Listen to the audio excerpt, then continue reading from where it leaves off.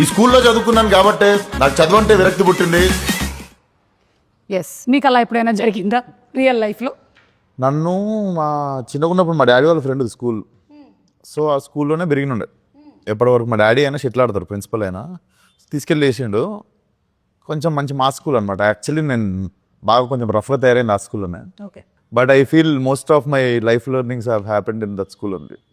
పెద్ద స్కూల్ వేసి ఉంటే కొంచెం ఎడ్యుకేషన్ వచ్చేది కానీ life learnings mass touch miss అయ్యేది. మాస్ టచ్ మిస్ అయ్యేది. ఈ రోజున ఎస్, యా మాస్కా దాస్ అవడానికి రీజన్ స్కూల్. బేసికల్లీ కొంచెం బాగా రూటెడ్ ఫ్రెండ్స్ అనమాట. నేను చెప్పలేను, చాలా గ్రేట్ ఫ్రెండ్స్ అందరూ అక్కడనే ఉన్నారు ఇప్పటికీ. అందరూ చైల్డ్హుడ్ ఫ్రెండ్స్ వాళ్ళు. రూటెడ్ ఫ్రెండ్స్ అంటే మీ ఉద్దేశంలో ఎవరై ఉంటారు వాళ్ళు? కలిసి ఆలుగడ్డలు తినేటోళ్ళు. అదే చిన్నప్పటి ఫ్రెండ్స్ మన my friend, living legend. Okay. Yeah కైడు what? Not the all-rounder, but extracurricular activities. I was there always.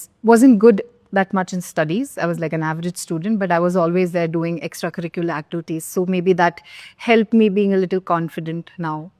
Yeah. Super.